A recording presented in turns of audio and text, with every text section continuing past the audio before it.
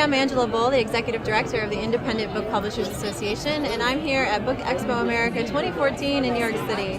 I'm here talking with Lynn Gaertner-Johnston about her new book, Business Writing with Heart.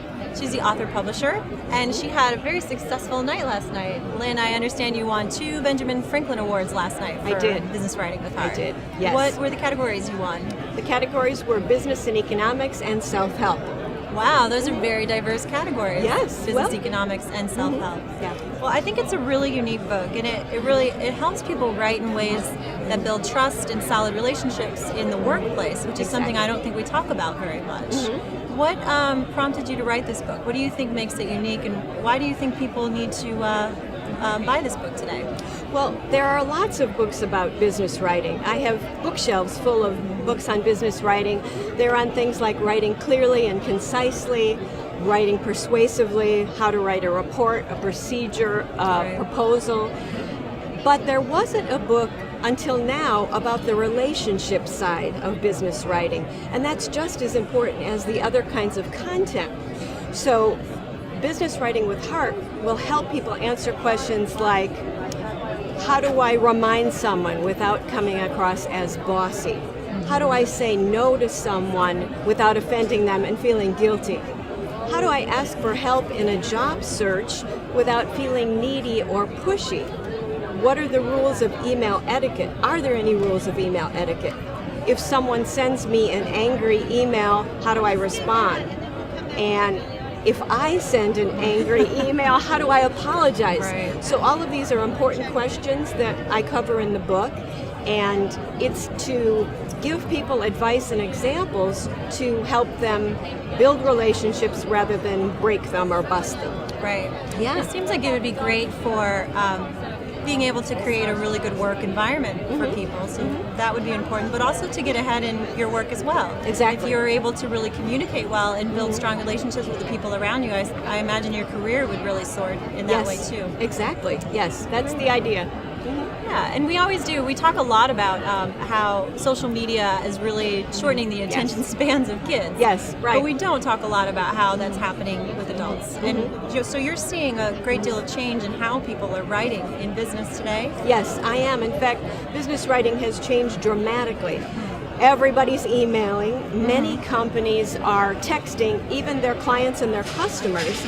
And these messages, these electronic messages, are replacing the ways we used to build relationships. So we would meet in person. We would talk on the phone. Now, well, I'll give you an example. Our webmaster is in San Diego. Our business is based in Seattle. We never meet. We rarely talk on the phone, and yet we communicate in email all the time.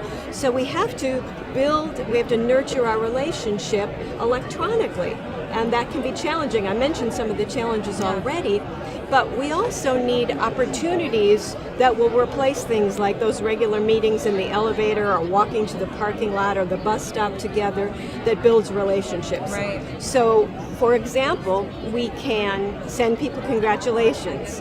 We can thank them. We can give them positive feedback. When there's a disaster, we can express our condolences. And another thing we can do in writing is to introduce people to one another so that they are building relationships too.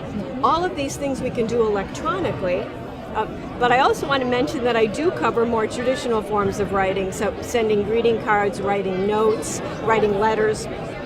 There's even an appendix on how to address envelopes because people have forgotten how to do that. So that is so crazy. Yeah, but I'm sure it's true. Exactly. So there's this idea that, of course, you have to communicate business information. I have to tell you to be at 4 o'clock in this location for a meeting. Right. But there's all this other stuff that happens around business communication, the anniversaries, the birthdays, the new hires, the ways that you make people feel comfortable in an environment. And it'll help with productivity, it will help everything if you can just think outside the box of what is just a standard business transaction. These are human relationships in the workplace. You put it perfectly. Right. It's not just a transaction. It is, we have a relationship.